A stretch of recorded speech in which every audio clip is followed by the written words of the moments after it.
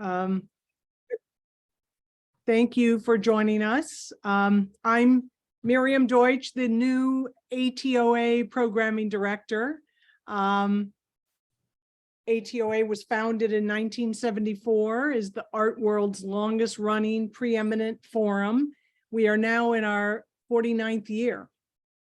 Our archive resides at Archives of American Art of the Smithsonian, and this month we will add to our collection there, bringing our ATOA archive to more than 1,000 recorded events featuring over 8,500 artists. Comments made by our presenters do not necessarily reflect those of ATOA. And just a little commercial for next week's program. Please join us next Monday, May 22nd, for a program that will explore color in painting, as well as the role of color in everyday life.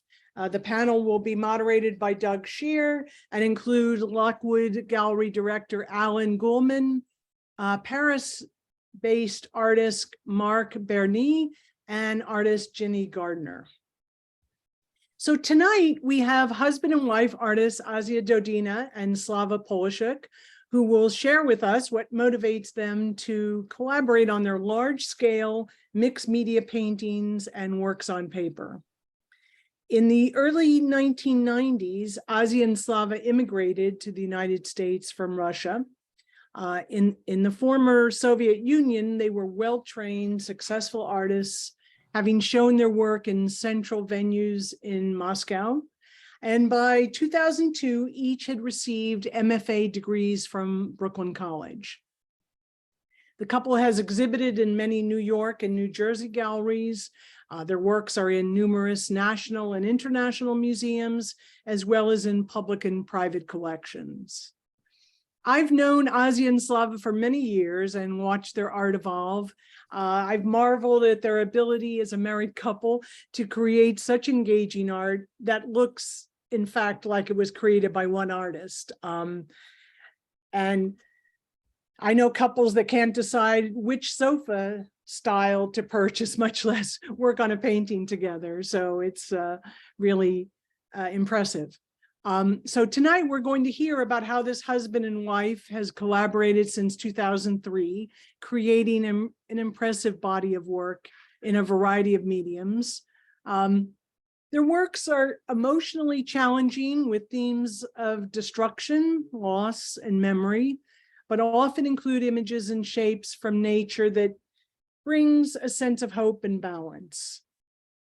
So Asya and Slava told me that they welcome your questions anytime during the talk, and since we're not a large group, I think we can do that, make it more informal. But if you prefer, you can enter your question in the chat and we can answer it later in the presentation. The program will be recorded, and that recording will be posted to the Artist Talk on Art YouTube channel in a few days. ATOA retains exclusive copyright of its recordings, and the same recording will later be part of our permanent archive at the Archives of American Art. So now, please welcome our presenters, Asya and Slava. Thank you so much, Miriam, for introduction, and thank you for having us. We will start talking and showing some pieces that we did before 2003 when we were working separately. You could see now on screen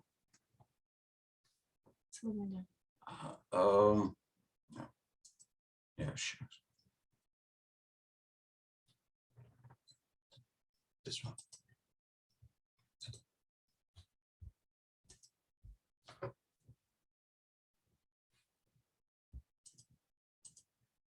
Yes, you can see now one of my paintings, large painting from 2000. Actually, it's not. It's I started at 2000 and I finished it at 2002. This is one of the paintings from the series Jeremiah Lament. I started before 9/11 those paintings, and then 9/11 happened, and I continue as my reflection to what happened to all of us at that time, the tragedy of 9/11. But now I want to talk not about the narrative behind the pieces, but some I would say technical things that occur in this series. In this series, particularly in that piece, I would say something important happened to me as an artist. I use paper. I used to work on paper for many years, not as much as Asya did, but time to time I do something on paper. And when I start this series, it was a desire to do something differently. The whole year passed from 2001, and I still working on those canvases. And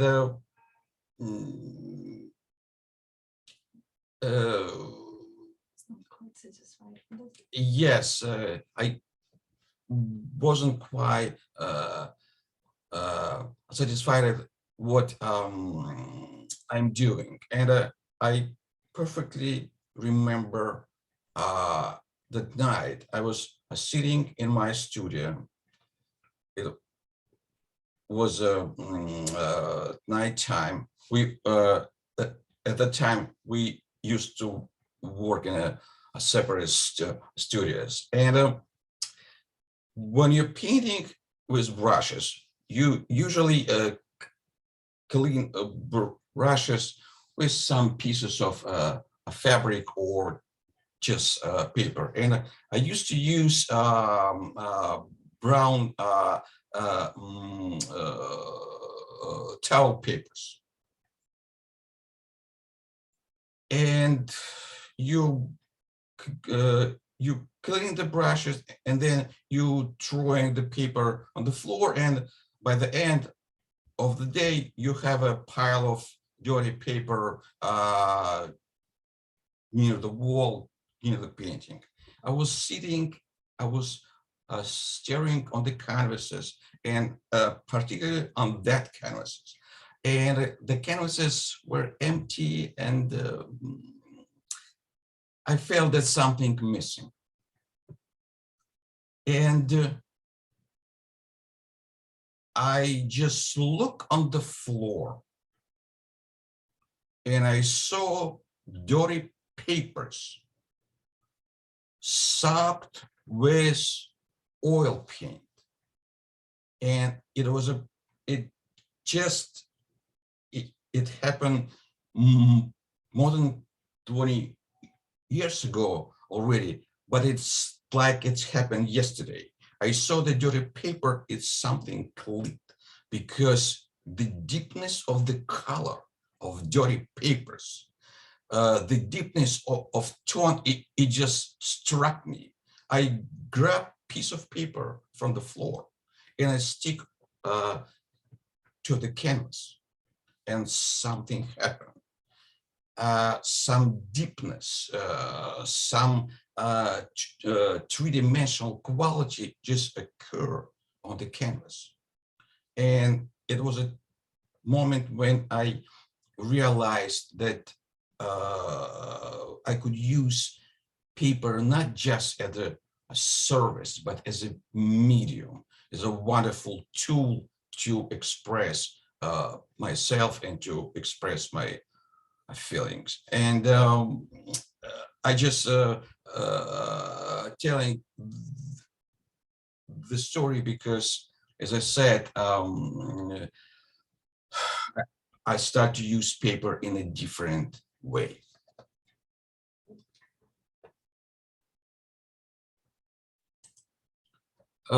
This is another paintings from the same series. It's a large scale canvases. Actually, it's a two parts painting, and you could see that's the oil paint behind the paper, and when you apply paper on the oil paint immediately start to show up on the surface of the paper, and it's bring absolutely different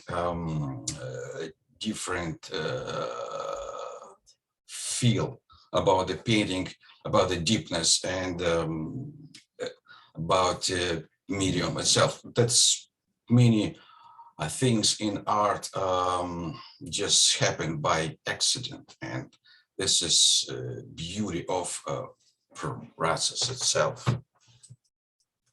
It's one of the largest scale painting from Jeremiah Clements at Brooklyn College Library.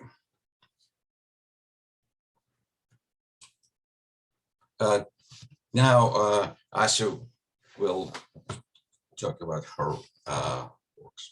So interesting that Slava mentioned that working, like he started to work with paper at some point, and he just brought this to the canvases. For me, working on paper was really even like a starting point of my artistic career. So mostly before, back in Moscow, I did a lot of work on paper. I did a lot of drawings. I explored a lot of mediums, working in different printmaking techniques. So this project called Reflections, it was done approximately the same time as Slava did his cages. So in this project, and it's exploring the human form, but at the same time trying to make it expressive, not showing details, and not kind of like looking for another expressiveness, not showing the real details of the faces. So this is like few examples of monoprints that I did at the same period, and it's reflecting this time after 9/11, which is really like you can't really forget all everything that happened, like the big tragedy, but at the same time you don't want to show it in like in realistic images, but you're looking for something else. So this is so I will go to another slide, which is kind of like continuation of the same theme, but in a little different scale. It's big painting. It's a lot of texture, a lot of distortion in their images, and interesting. Slava didn't show the human body in his series. He did cages, but this is somehow related to the human. I was trying to show emotions through the faces, not showing the real details of the face itself. So and seems like we kind of like not even thinking about this, but we kind of like working in the unison. So we noticed that not the image itself, but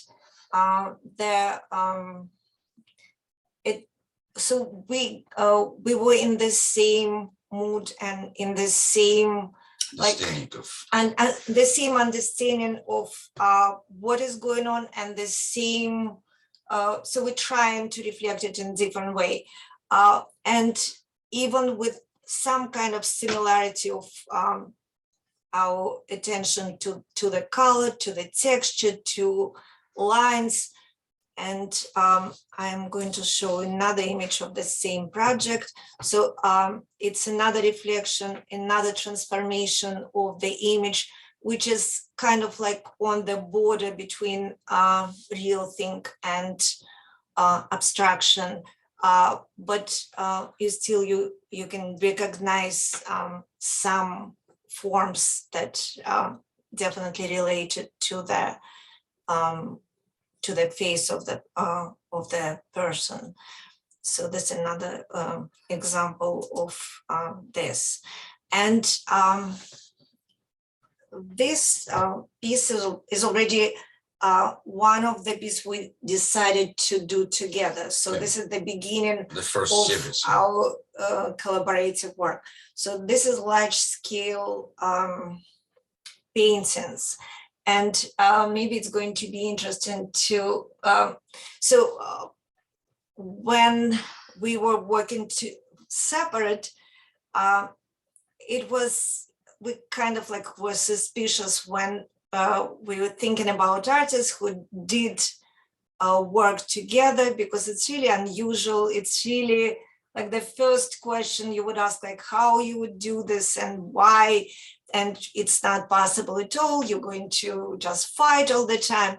So, and really like when you painting or you drawing, it's very like personal, very intimate process.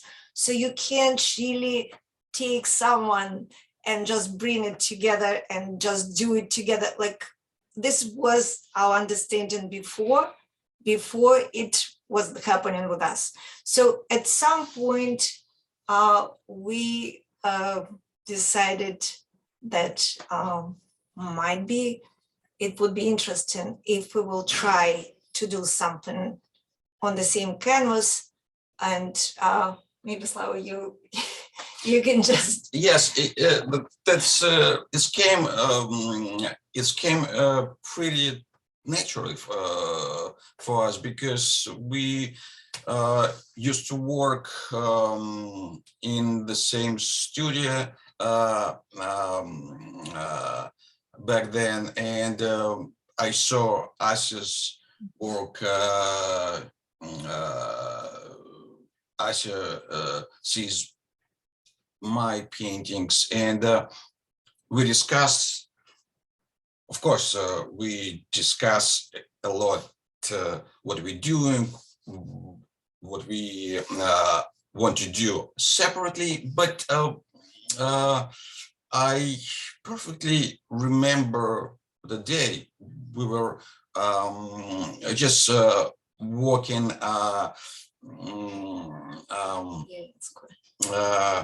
Union Square, and then we were sitting at Starbucks at 15 Union Square, and it just came to me. I said, let's do something together. And I said, okay, let's try.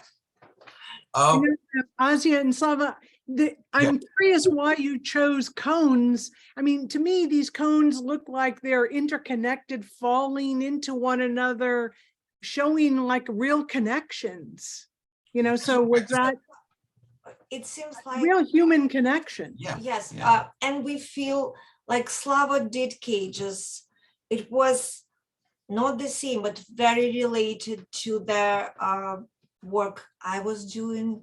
So then we decided, so we need to try to do something kind of like connected his work and my work, we decided to definitely go for shapes that related, as you said, to human body, which we found in cones. So it seems like looking at them, it's kind of like reminding the human body to some degree.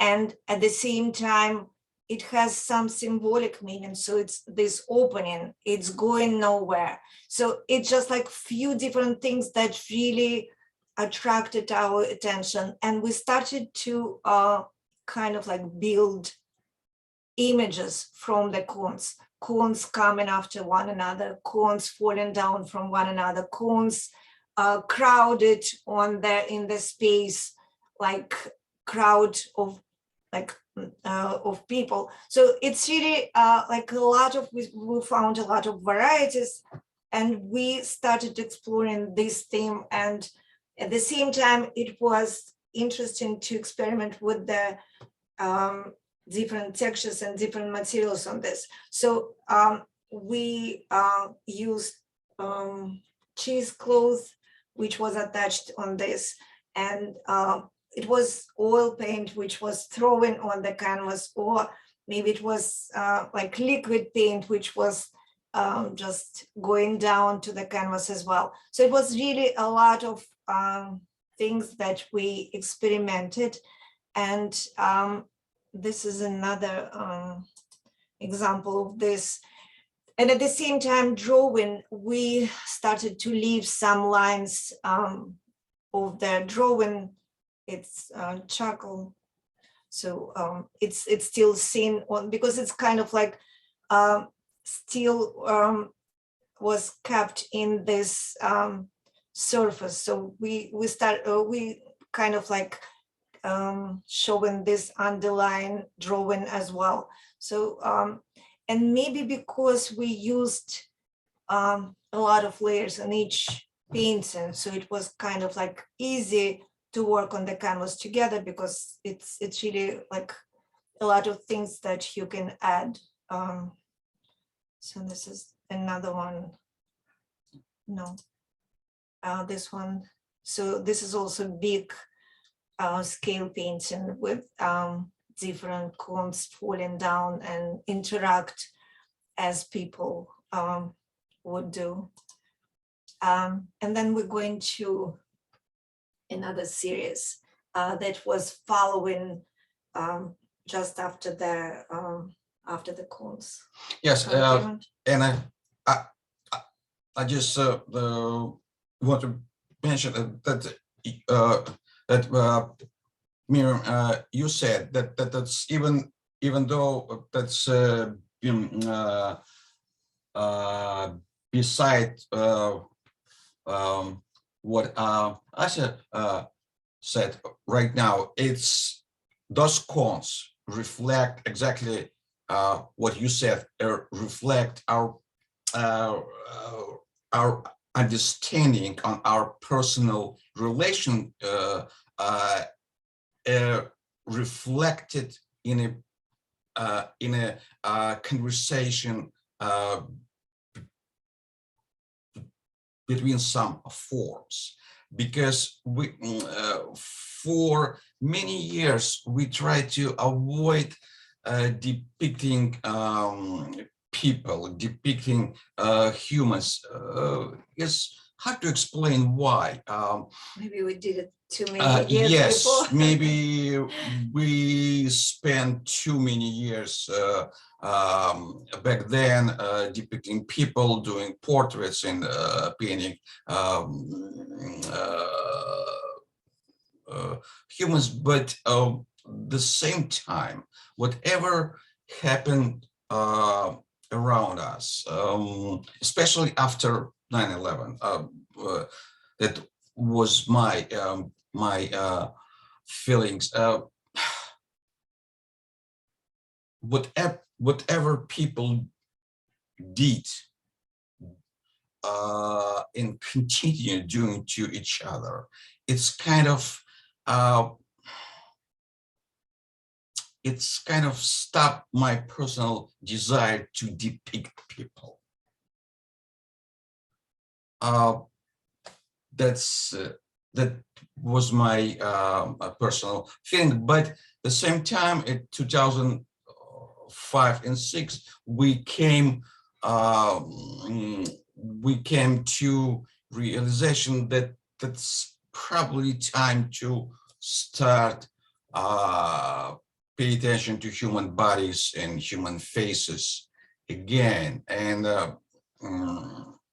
it was a pre-chimeras series when we try to depict people, I would say, not in a pleasant way. We did a lot of studies of ourselves. So this is one of them. Yes, I guess it's my self-portrait. I mean, my and Asya so-called self-portraits. And this is a piece called Message, and it reflects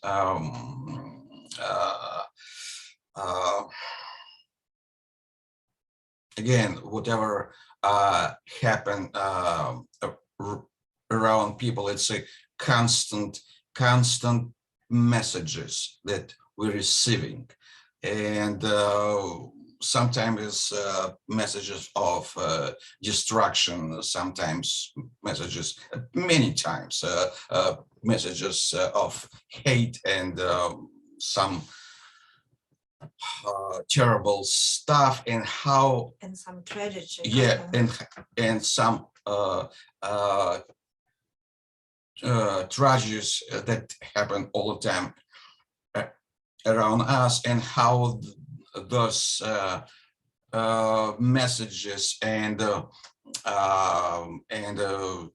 information changed us and affect us.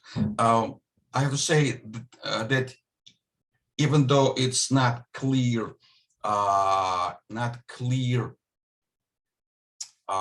objects, depicted objects, or our canvases, is always some narrative beside what we doing on the canvases. Narrative is always, and it's had been and still important to us.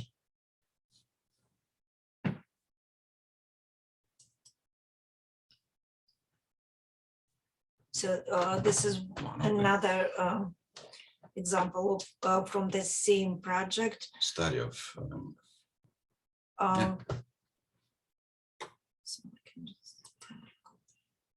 So this one is another one. This one is definitely reflecting the ideas that Slava just described about reality, which is not always very bright and positive. And then after this series, we decided to, we used to work on big scale for quite a long time. And then we decided to start doing something completely different. So a project which we call 365 is a year-long project that we were trying to accomplish one drawing in one day. So which would show our dreams, our reality, pieces of our everyday life. Sometimes images that you just come into mind, sometimes it just like something that we see outside and just struck our attention. And we were choosing one subject, or on some of them there are few. So this will just end up with this big installation of small images collected together and presented on one on the wall. And this is some of them. They definitely related to the previous series, to the chimeras that we did. Some they have images of very realistic, and some combined with their different pieces of equipment, different details. So this is some of the drawings from this series. So the only thing we decided to, the idea was to show each of this image on similar background, empty background, and they kind of like presented like they standing on the empty stage. So this image of the nest came start to come in this series, and maybe this kind of like followed us for many years. So because later you will see how this image again and again repeated and developed. Yeah.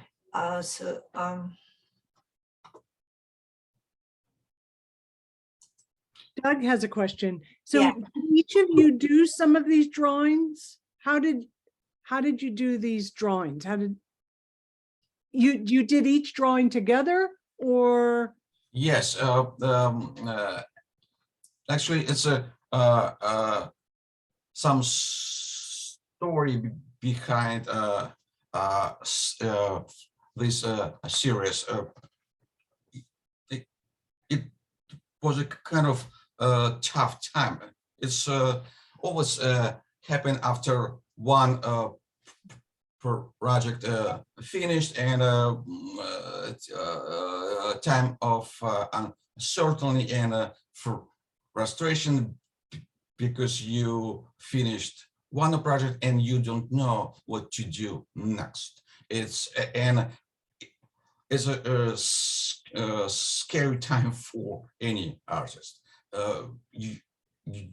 You're just afraid that you're not able to do anything else. And we decided to just keep ourselves busy. And we decided to start each tiny piece on each day. And that's how it's happened. And actually we used to work on each tiny piece of paper together.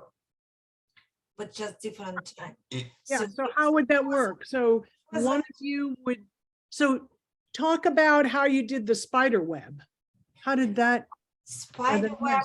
So spider web, as well as any of these drawings. So we definitely cannot do this. It's 5 by 7, so it's really tiny piece. So you can't do it at once. So this is impossible. So, but by the time we came to this series, we kind of really relate to each other. So Slava might start, or I would start, and then we kind of like taking turns to do just something. to make marks, yeah. So, and most, which is really interesting, most of this drawing, they never, we hardly use the erasers on this. So it's mostly. We never used. Yeah, so we never used to it's really like, it's kind of like growing. So the nest is kind of growing from this opening. This person sitting next to this strange object is also kind of like growing from this darkness. So we kind of like try to just Continue. Work of Continue. each other. so continue so I would start. I would start the tiny piece, let's say, at the morning, and Asya would came later and continue what I did, and then she would leave and I would continue. But that's just opposite. yeah, that's so it was really like on each piece it was not so- limit for each of us. I'm doing that. She's doing this. No, that's whatever one of us stopped the. so Wow, it sounds very organic between the no, two of it's you. not like sometimes it was a disappointment. Maybe you would imagine that it would end up somehow different, but at the same time, like we were trying to, by the end of the work, like by the end of each small drawing, we were trying to get just things right, and like it seems like it was working. Otherwise we wouldn't be able to do 365. Yeah. Look, Doug commented in the chat that these drawings are reminiscent of Ashley Gorky and Louise Bourgeois and Edward Gorey. Yeah. And Francis has a question. It says, some of the paintings are difficult to look at because the emotion comes through so strongly. Being immersed in this emotion long enough to carry you through the completion of the piece must have been hard. Was completion cathartic? Did you feel relieved or You know what? some sort of release, emotional? Probably it's a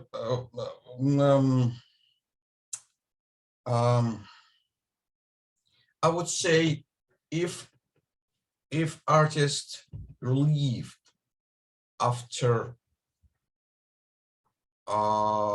completion of the piece. Maybe relieve was the wrong word that I used. Yes, No, that was I would say if it's happened, it's not the good sign for the piece and for the artist, because this is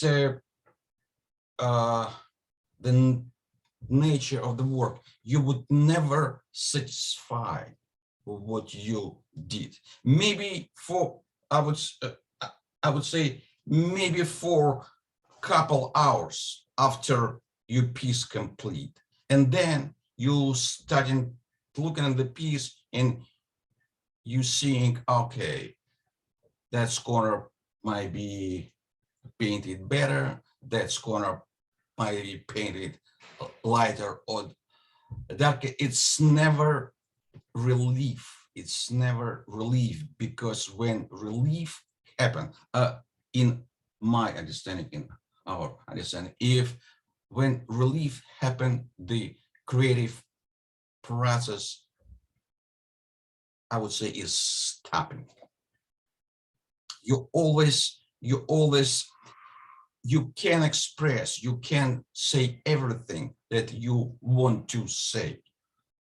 Yeah, I guess maybe I'm sorry I used the word relieve, but maybe sort of, do you feel like if you had anxiety, let's say about 9/11 or anxiety about some destruction or some issues, but after having done the drawings or the paintings, do you feel less of that, or do you move through some emotions that you might have felt before but not afterwards? But I think like when you painting or you drawing, so you're not even like you thinking about the roots of why you're doing this. So it's kind of like behind your so it's in you, but at the same time, it's not like so I would, Yeah. it just kind of like you feel it, not like you can just, so it's more like, it's not like a statement that you follow, it's more like emotion that is still in you and you're doing this. And at the same time, when you finish the work, you just feel, at this moment, I feel that this is probably the end of this canvas. So probably we need to stop on this stage, and like Slava said, but sometimes in a few days, maybe you think, and actually it's happened with us too, because we did few paintings, and then like after a few months we decided, oh, we need to change it, and we change it like almost completely. So it's happened too. But that's the moment you decide, yes, I'm going to stop. So you probably have kind of like a voice inside that will stop you. And to some degree, it is a relief. Like you feel that you did what you wanted to do, and like you kind of like satisfied what you got. Yes, but at the same time, I never see the art as a salvation for the artist. It might be salvation for the viewer, and each artist hope that it's some of kind of relief, salvation, easiness for the viewer, but not for the artist itself, himself or herself. Yeah. Can I Maybe it clarify just maybe? my personal feeling about art and what art can do and what art cannot do. But it's never, art never make life easy in any sense of easiness for the artist. For viewer, yes. Art is not therapy for the artist, never, in my understanding. So just to What? clarify, it's not like when something terrible happens and you have a lot of emotion, sometimes you have a good cry and you feel better. But when you're doing these paintings, that's not how it works for you. It's not like you're getting something out and then you heal. Absolutely not. Art making, it's not crying. It's different. It's not crying. That's not. That's why.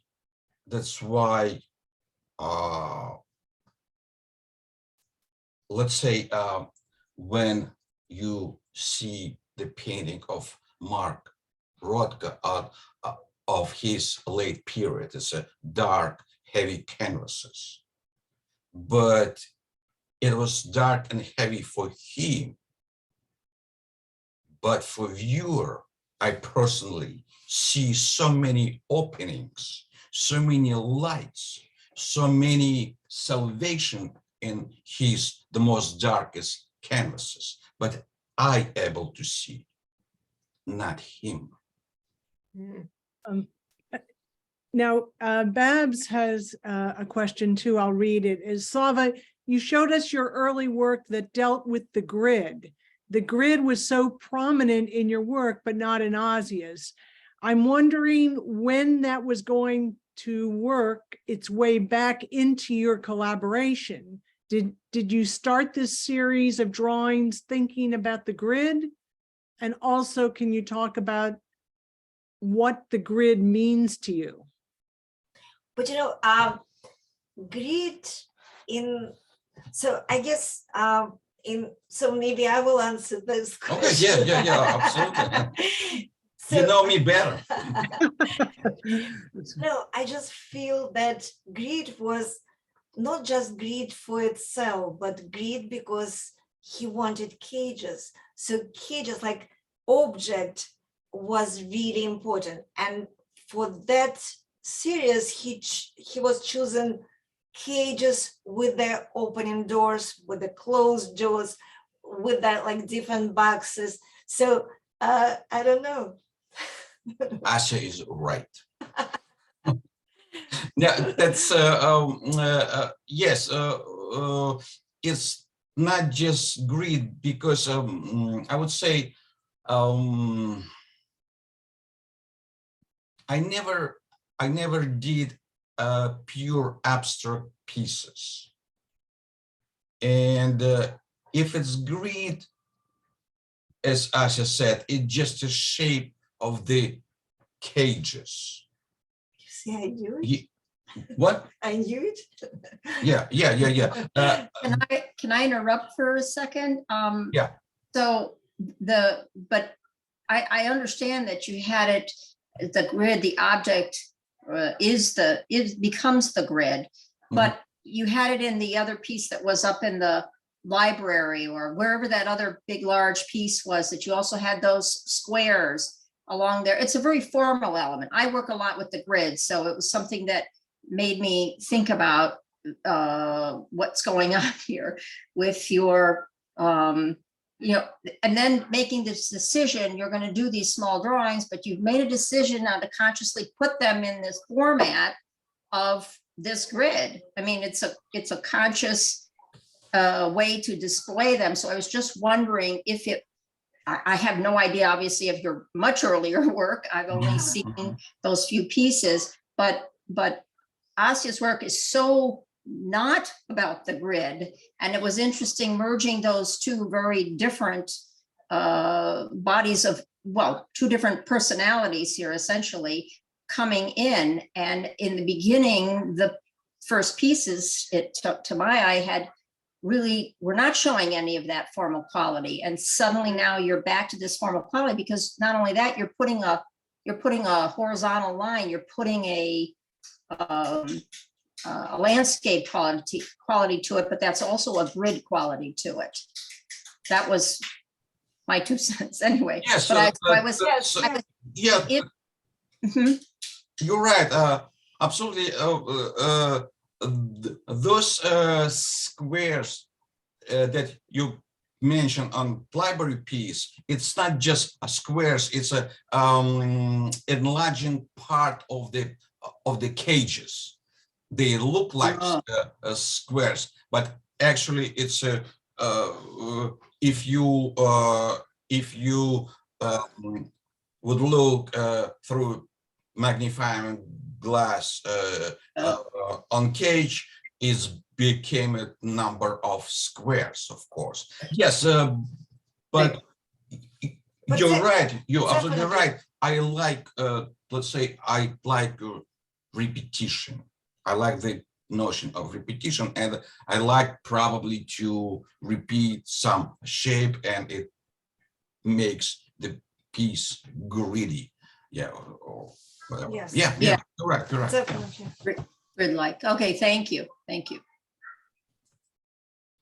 And this is another project that we did just after this 365.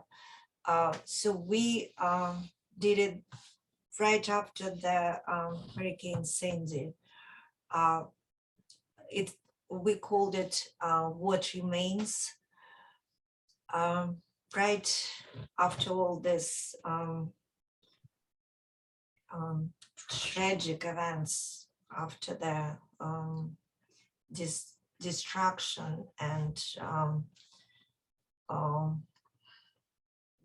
we notice emerging plants on the top of the very strong pieces which were destroyed, and we added pieces of Broken computer. broken computers that was found on the streets after the hurricane, and different wires, different parts of all this equipment, which was you can see on the streets, and we combined it with the images of the plants, which we see miraculously standing all this terrible destruction.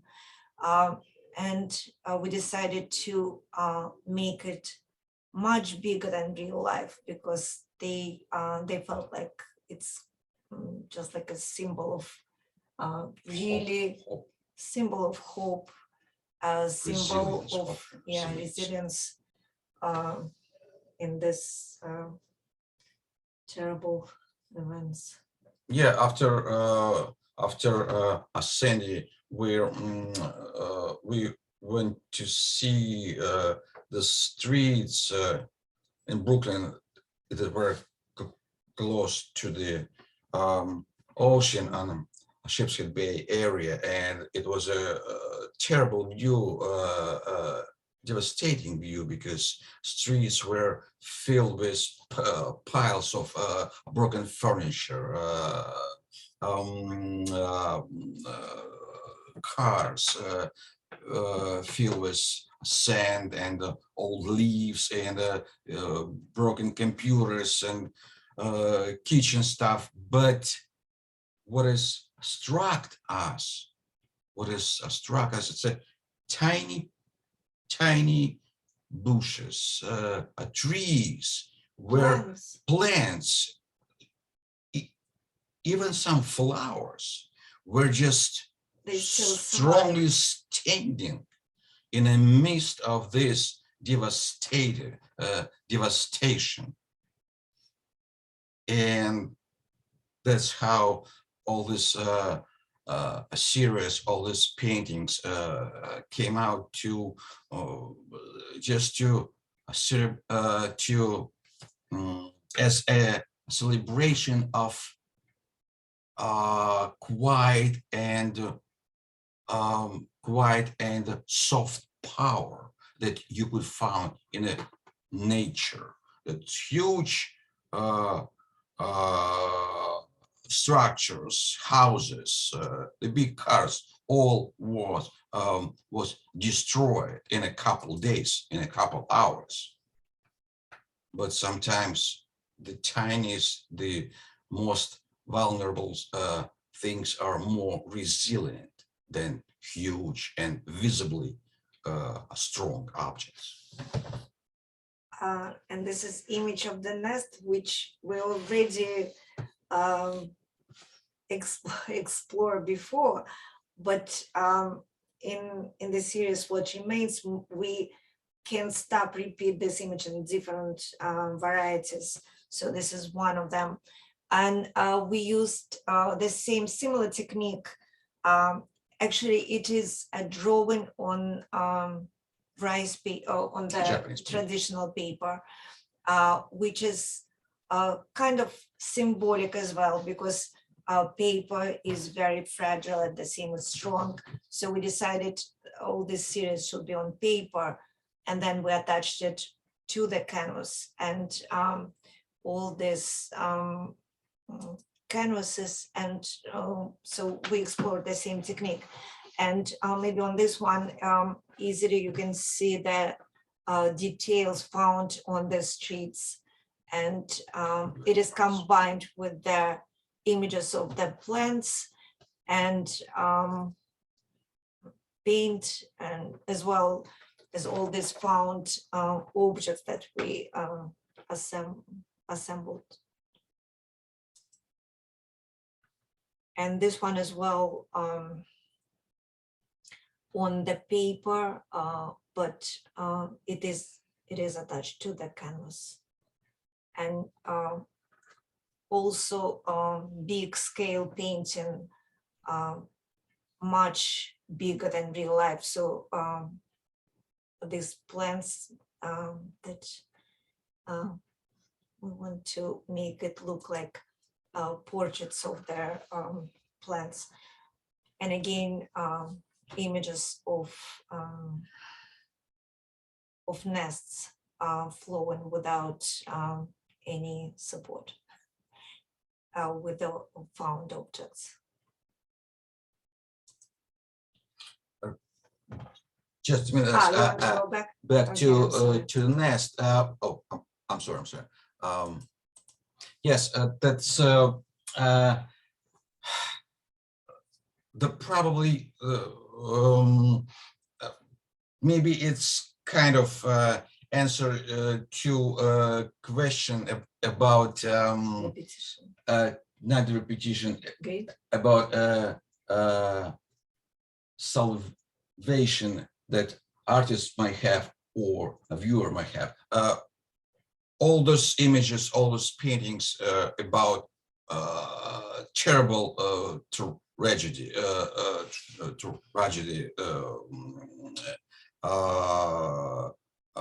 a Sandy or 9/11 or whatever it might be happen and was happened, but the same time between not between in the midst of all this darkness and terrible things, it's always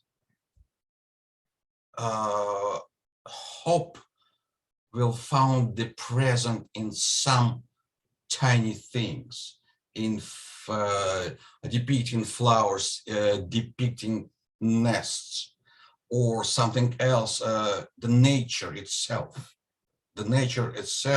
will bring some hope and some salvation to, I would say, to artists, of course, too, and to the viewer. It's not just complete and unbearable darkness. It's something always, some light in any darkness, and those nests, I guess, it's represent that light. Yeah, kind of renewal. Life goes on. There's Yes, right. I just want to note that Babs wrote that these drawings are beautiful, and Shelley said, great work, compelling. So Thank you so much. Thank you so much. Thank wanted to give you that feedback. you. Thanks. So this is another series which was following the What Remains. So we closely started to look at our everyday life, and we're trying to, and we always find significance with small objects that we have around. We just want to capture this feeling, and this is one of the drawings from this series. So it's a big scale drawing.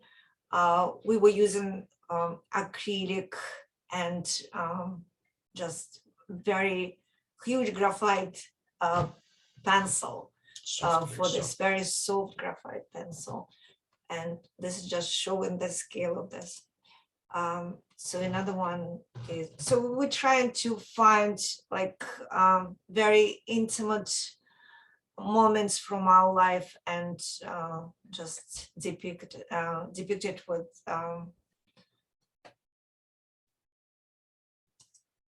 so it's another image of the same drawing. And this one, this is our daughter Ida, Slava and myself, pretending that we played peekaboo.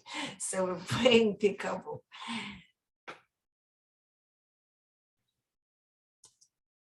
So and some small details which sometimes struck your attention, like light coming from there from another room. So sometimes you see it every day and you not even notice, but sometimes you kind of like want to just create something with this. What is the medium for these works that you're showing now? So this is all drawings. This one is just drawing on paper. The one so this one also drawings on the paper, but it is attached to the canvases. So this series, we did a lot of drawings on paper, as well as some images that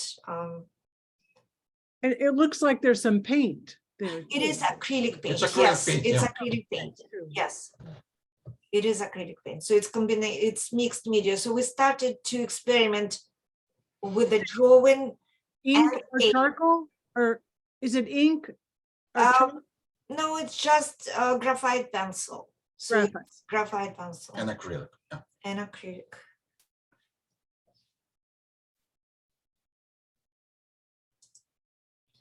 And then we come into the latest series. Yeah, this Dodina is and our recent and still ongoing series, Places of Silence.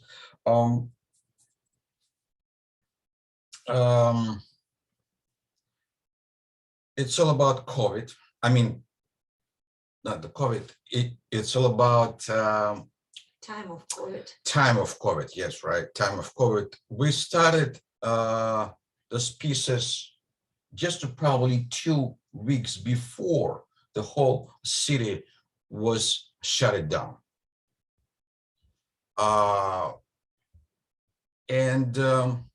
Yes, and talking about, it's again, talking about salvation and talking about light and hope. Sometimes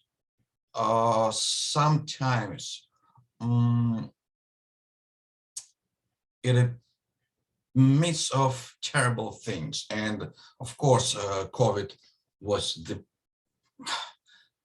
one of the most horrible, terrible, and devastating events. I don't know. That's in recent history. Yes, so many people, so millions of people died, and terrible things happened. And we tried to found, of course, all the people, all the connection between physical connection between people were uprooted. We can talk to each other. We can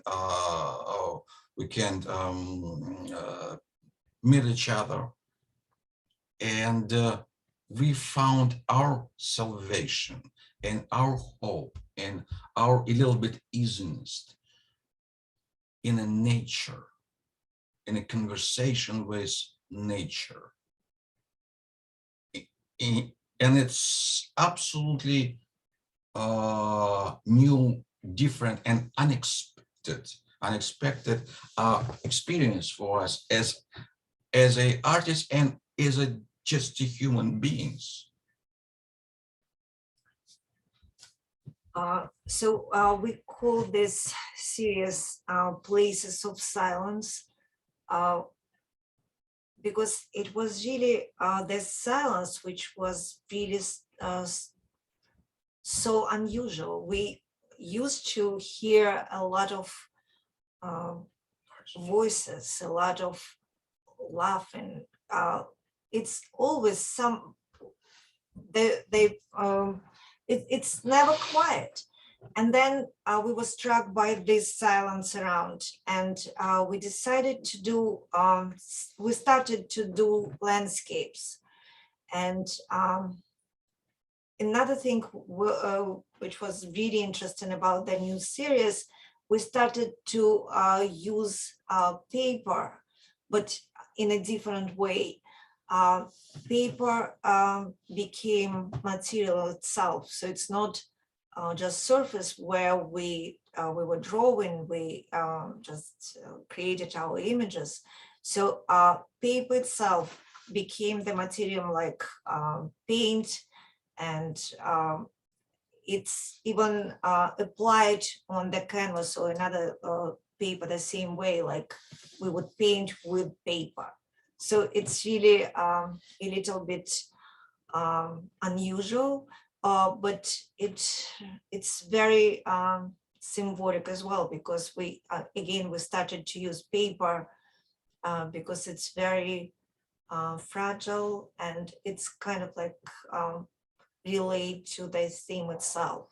So and it gives the very interesting quality to the pieces. They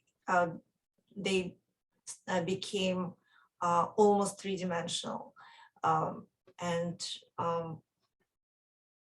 Yeah, I would add, seeing them in person has a sculptural quality to them. There's almost three. so maybe on this slide is you kind of like see the big texture which achieved by this a lot of layering again, and we decided to make it black and white, which kind of like relate to the whole feeling of this period. Yes, but I just maybe repeat it a little bit what Asya said, because I guess, and I strongly believe that what happened in this series in terms of using materials, that's probably the most important things that happened to us as a artists for the in recent years, because we not just continue using paper. We were able to transform the paper to absolutely different medium. It's actually the process that we use. It's the process of destroying paper. We mixing paper with water, glue, and acrylic, and we destroyed paper as a solid object, and we creating paper pulp. So it's kind of making paper to go back to the Yes, origin. exactly. It's kind of destroying paper and separating paper, not separating it, that's destroying paper and using paper as a medium, as a kind of clay to make the pastel surface on the canvas. Shaping it. Frances commented the lovely light in this series, and Babs commented that she loves the texture in these, and they have an Anselm Kiefer feel to them. Sometimes it's a really heavy texture. Sometimes on some canvases it's almost quarter-inch, or sometimes even half-inch high. The pieces of I wouldn't say it's paper anymore. It's a melted something, and then again dried, and it's kind of the full circle of the paper life and death and rebirth. Exactly. Rebirth. We taking the piece of paper, we destroying the paper, then we using this destroying substance on the put it in something Yes, we put it on the canvas, and else, creating something and else this from this. mess will dry and create images. And again, if you're talking about salvation, if you're talking about hope, I would say it's hope in a process. This beauty of heavy and complicated process, because you kind of doing something that never existed before you. You know, what I'm struck by on these, I mean, there's, you know, you said you had solace in going out into nature and being among this openness, but there's such an intensity to these. You know, the sculptural, the paper creates a lot of intensity, emotion. I feel like looking at this, even though it is an open area without much going on, it feels very intense. Yes, that's probably our nature, that what we're doing, even if we've tried to find some silence and salvation and hope, it's never come easy for us. And I would say it's never come easy for the viewer. And probably it's not the bad thing, because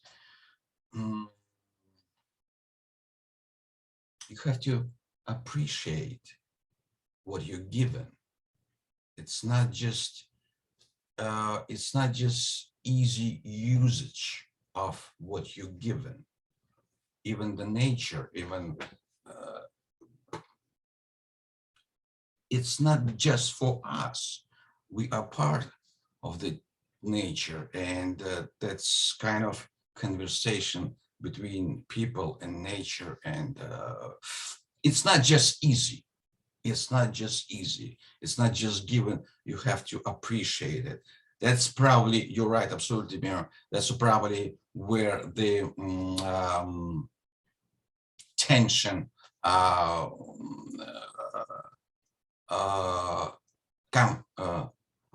coming from.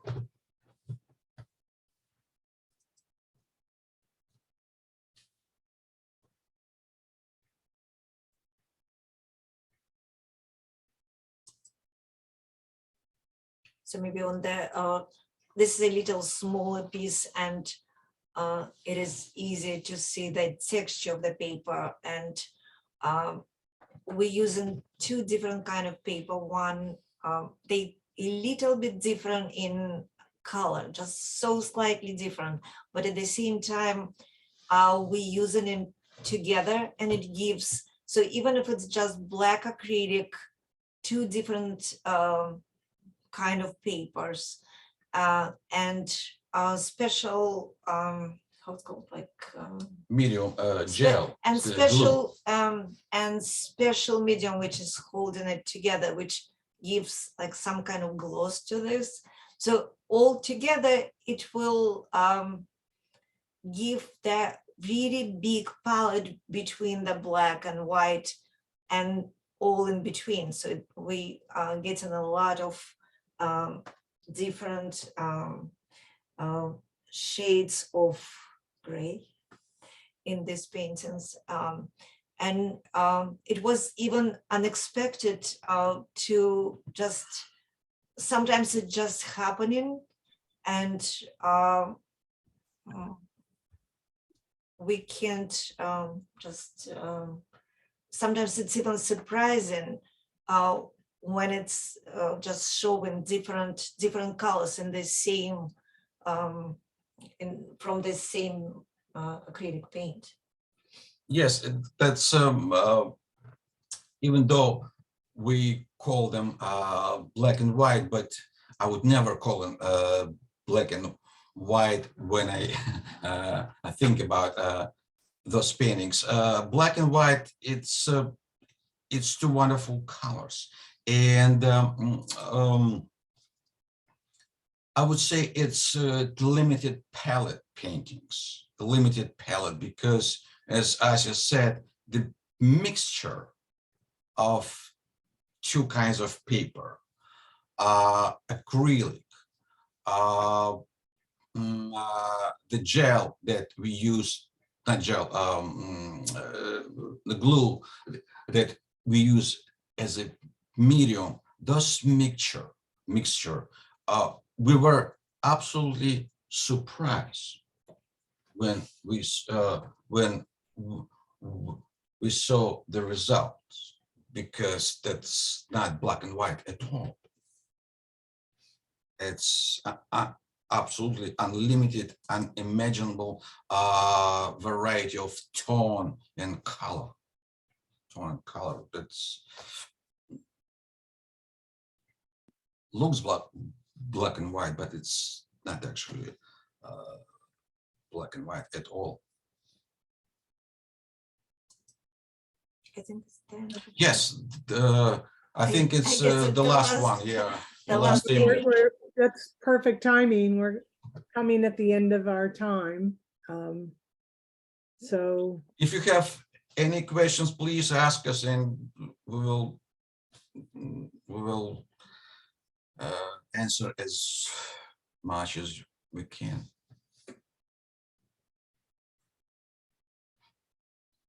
any questions? Well, Can I just speak out? Yeah, sure, absolutely. So first of all, thank you so much for sharing your work with us. It was great to watch this whole series unfold. And when you're saying that you chose, it seems very natural that you went to this limited color palette, this essentially gray tones, black and white.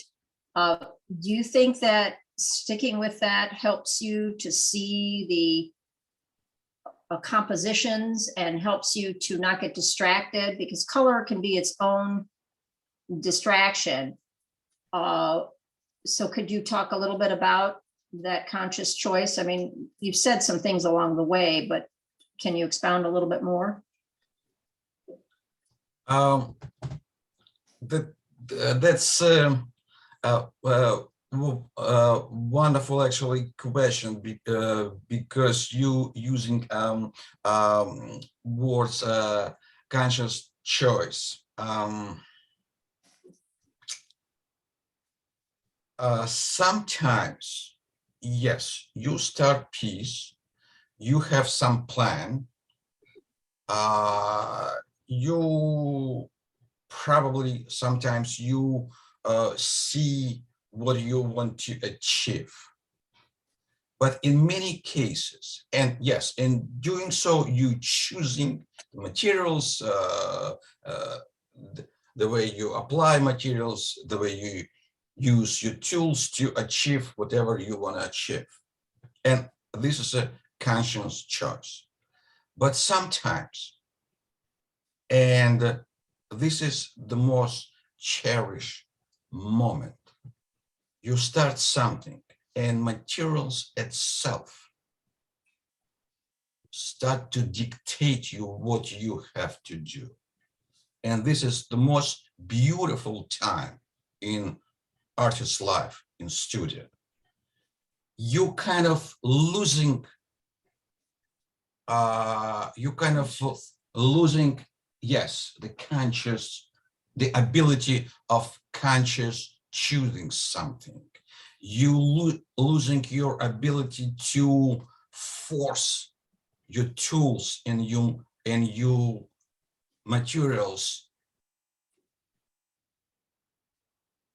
losing force to dictate them, for them to listen to you. You start listening to them. It's not just metaphor. No, it's happen in real life.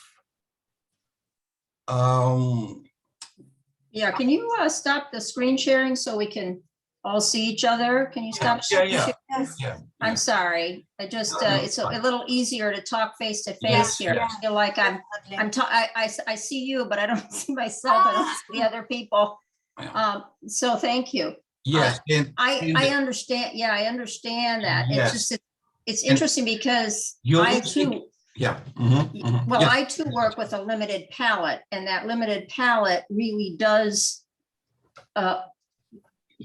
it helps you to not get involved in using the color to create space. You're just using the forms, and obviously the different values are creating the space, but the colors, because and I used to teach the interaction of color, and I use no color in my work. You wouldn't know it at this point.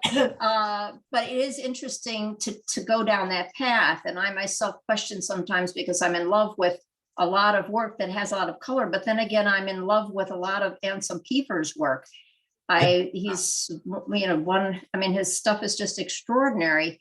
And I could see it hither and thither along the way. You have some of that grandeur in your landscapes, but it's just interesting when you think about trying to go back to color, because your first original pieces, you had color. Yes, Well, absolutely. you didn't have color, but Isa had color. Is that, I don't know if I'm saying your name correctly, but So actually, Slava was really so Good in color. no, he was really using colors a lot, except few series he did, which was almost monochrome. But I think monochrome series was the most successful one. So, but he was using colors a lot.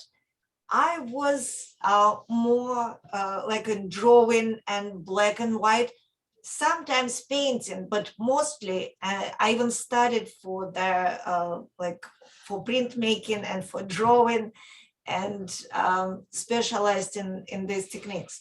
So, but Slava was really colorful, like he explored Yeah, colors. I have nothing against colors, and and probably I hope I really hope so someday. So we're going back to Someday, yes, we will return to using beautiful color, and it's a funny thing, isn't it? Yes, I would like I to think go. to myself, God, I love color. Why am I Yes. You have using to come to color? the panel next week. It's about color. Yeah, I know. I would like to go know. to Blick store and buy All the bunch of colors. beautiful colors, but maybe it's just a time now that Yeah. we able to see it's not black. It's not about black and white. The limited palette give us ability to see some hidden essence, Yeah. hidden essence of Object that we do. object, but even much broader essence of some thing that's going around us in a real life. Well, it's like Kentrich's work. Yes, yeah, kind of. That incredible thing that he can achieve with just black and white. Yes, it's like a beauty of the black and white photography. You can't deny it. Yeah. Can't deny that the presence of something much bigger than colored surface. Yeah. You can't deny it. This is going to be a great contrast, Miriam, next Oh week. my To come God. to, Isn't you it know, good? Yes, I mean, That's gonna be why. huh? That's why. I see much more color in Mark Rothko, the last paintings, that in their early colorful and Yeah, bright and sunny. It's a different sense of color. yeah. Sense of color, We're- much deeper. This is a great discussion, but we're at the end of our time. Okay, okay. And I'm sorry, but next week for the color panel, it's all about the pursuit of color or not. But anyway, thank you, Slava and Asya, and thank everyone for coming. thank you so much Thank you so much. for And inviting thank us. And for Maruna listening for to us. helping with the Zoom and others, programming and marketing coordinators and our board and other volunteers, and of course Doug. So Thank you hope so to see you much. again. I appreciate it. We appreciate it. We appreciate it. Thank you. Night, Thank you everyone. very much. Good night, everyone. Night. Good night. Good night.